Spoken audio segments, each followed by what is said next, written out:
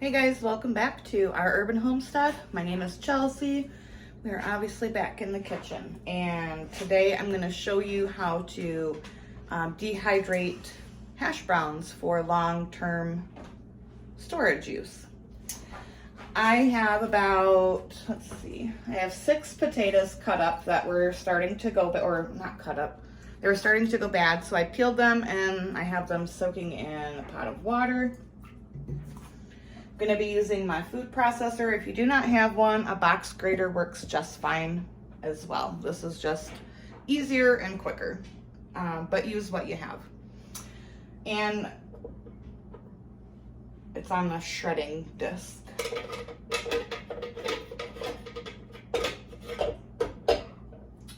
I am going to cut my potatoes in half, and then I will be right back.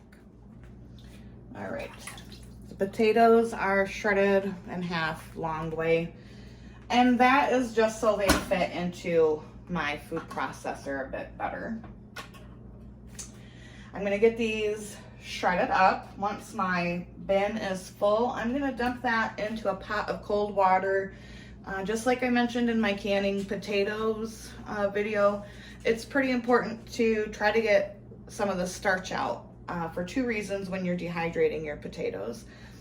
One, they're going to just stick together in a big clump, and 2, they're going to turn brown. I've even seen some people's turn purple from the starches that are in it. So let's get this shredded up and into the cold water.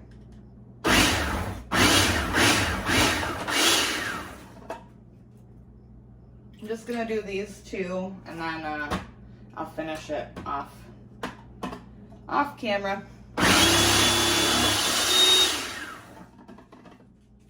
All right, I'll be back in a minute. All right, they're all shredded nicely, and look how much starch is in this water.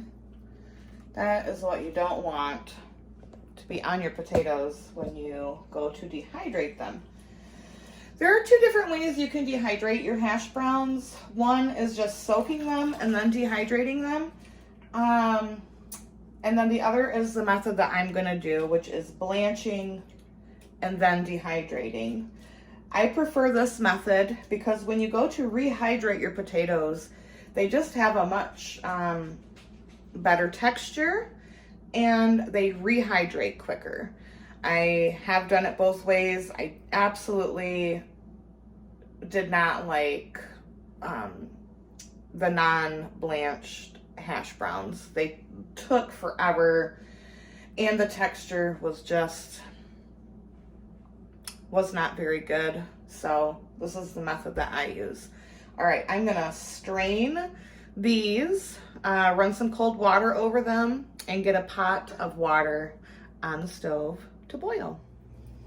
All right, so I've got my station all set up. I've got my shredded, soaked, rinsed hash browns here. My pot is on to boil, and then over here I have a bowl full of cold water that I will also add some ice cubes to. And I will do this in either 2 or 3 batches. Once this comes to a boil, you drop them in, blanch them for 30 seconds, scoop them out, and then put them into some cold water. It's important to get them cooled down quickly. So once my water's boiling, I'll be right back. All right, our water is just about to a rolling boil. One thing that I see people go wrong when they are trying to do this is they add salt to their water, thinking that it's going to, add salty flavor to your hash browns. I do not recommend doing that, and here's why.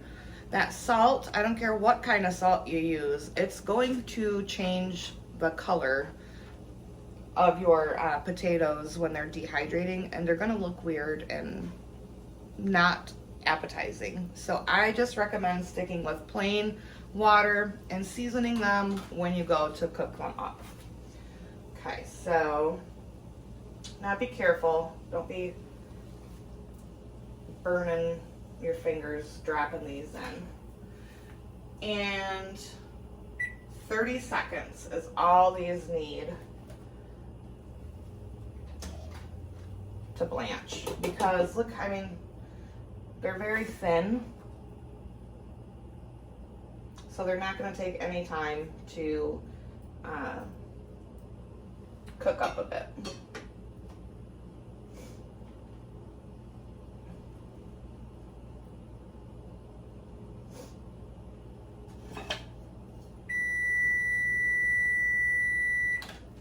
That's it. Scoop them out. Get them in that cold water.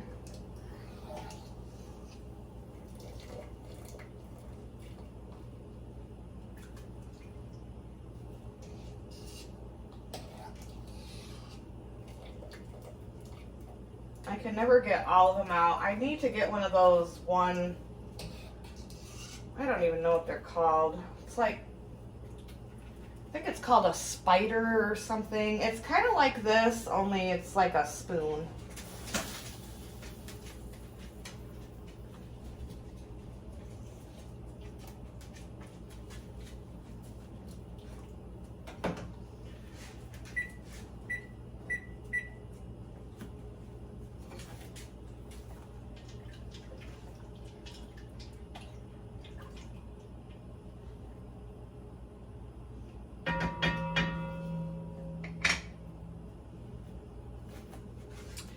Alright, so I'm going to get the rest of these blanched and into the cold ice water, and I'll be back to show you what to do next. Okay, so they're all blanched, and as you can see, the water is a bit cloudy, and that is because of the starch when they start to cook. I don't know if you can tell, but they're just about a little translucent, and that is perfect. So now what I'm going to do is strain them into my sink, into a colander, and we are going to give them a nice rinse with cold water.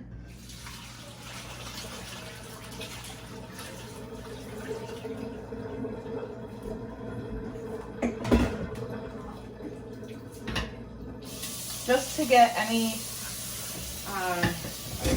more starch out of it. You really, this is the key to having beautiful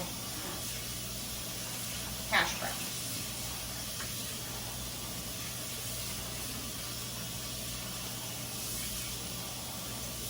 Make sure your hands are clean, obviously.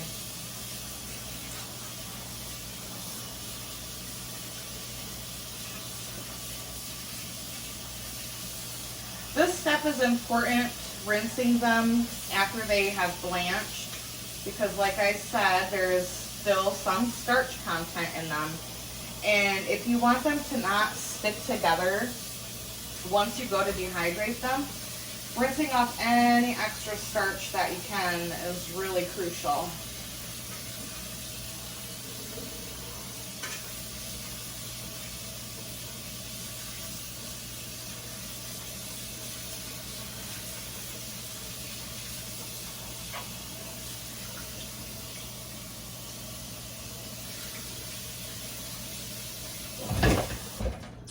All right, I'm gonna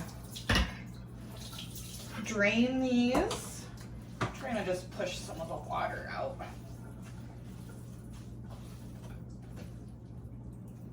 And then I'm gonna get a clean towel and put it on the counter, and we are going to spread these out into a layer and dry them a bit with a towel. That's just gonna help them dehydrate quicker. All right, I've got my clean tea towel down. And then I like to just kind of give them a squeeze. See all that water that comes out of them?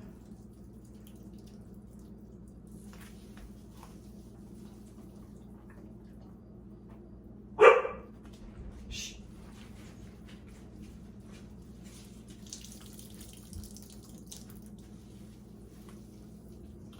And then just kind of spread them out.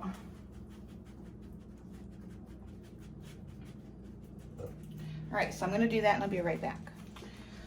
All right, now that they are spread out onto the towel, I just like to take another tea towel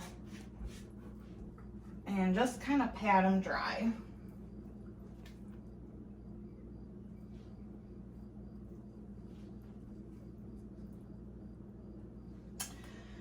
And then this is how I transport them to the dehydrator. You can bring your trays out if you want, but I just roll the towels up like that. And off to the dehydrator we go. So the lighting in here is not as bright as in the kitchen. I use the LEM 5-tray dehydrator. It is a wonderful and very affordable option. I also really enjoy it because it has temperature control and a timer. I know some dehydrators do not have that option, and this is super affordable, less than $100. Well, that was pre-COVID, so I don't know what they are now, but it's wonderful. All right, so we're just gonna take the shredded potatoes. If you don't have these silicone mats, you can use parchment paper. Parchment paper works wonderful in your dehydrator. And you just want to get them as evenly in one layer as possible. They can overlap a little bit, and that is totally okay.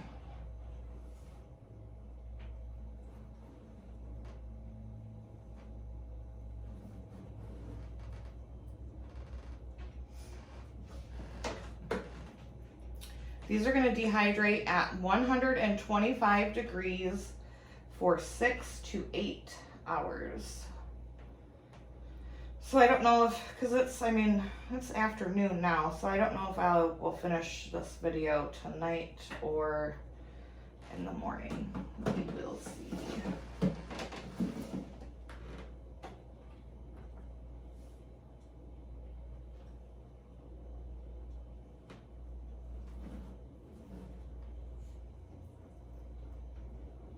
All right, you get the idea. Spread them evenly into a layer, 125 degrees for 6 to 8 hours, and I'll see you when it's done. All right, y'all, it's late, but I want to just pull these out of the dehydrator. Yes. Resist the urge to crumple them up.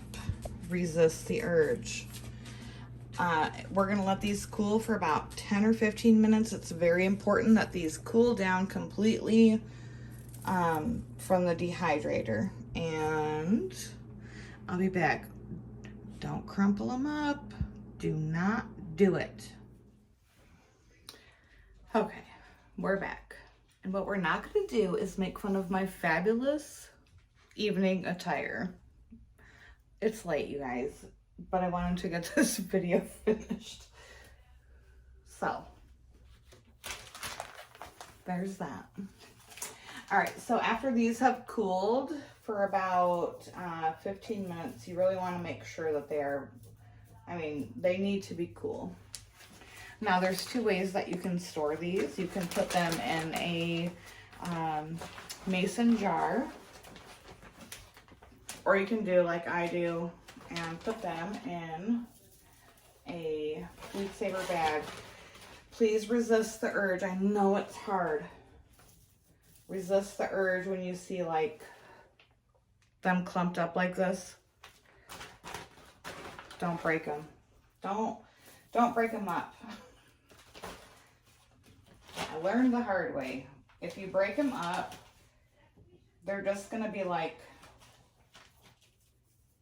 little tiny bits, and they will not be like hash browns when you rehydrate them. It's hard. Well, it's hard for me because I'm gonna go in there and break them all up, and so I'm just gonna try to put these into the bag.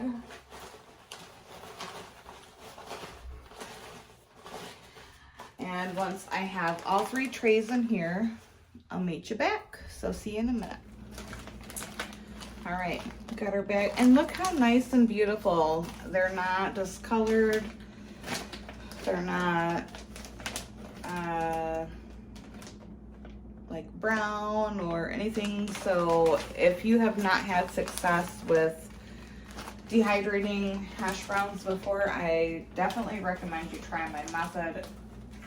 I've been doing it for years and it works perfectly. So like I said, there's 2 ways you can do them in your mason jars and vacuum seal them that way, or I've just put them in mason jars and not vacuum seal them. But we are going to vacuum seal them in these bags, or this bag. I'm saying it plural, like there's more than one. So the only trick is when this starts to suck the air out. I'm not going to completely suck all of the air out because that is going to crush the dehydrated hash browns, and then they're just going to be like little bits and bobs, and that's not good. So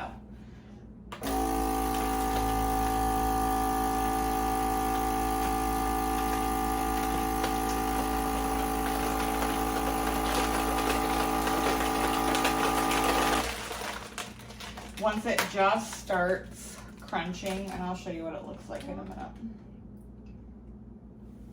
You hit that seal button.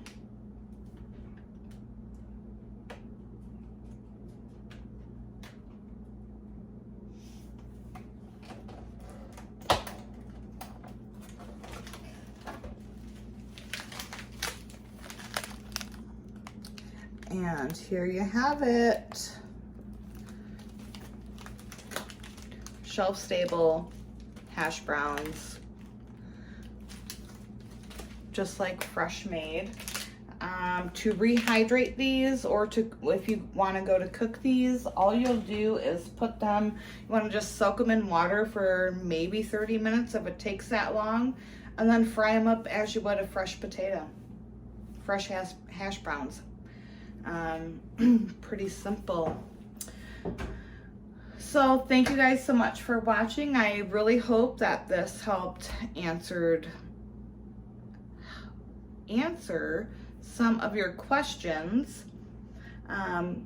Give the video a like. Feel free to share the video.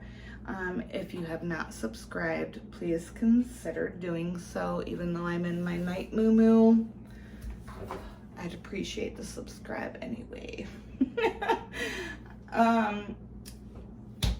I can't thank you guys so much for being here from the bottom of my heart. It really makes me happy to be able to share my recipes and techniques, and to know that there are people out there that want to know how to do it. So thank you so much. And as always, until next time, abundance and blessings to you. Bye-bye.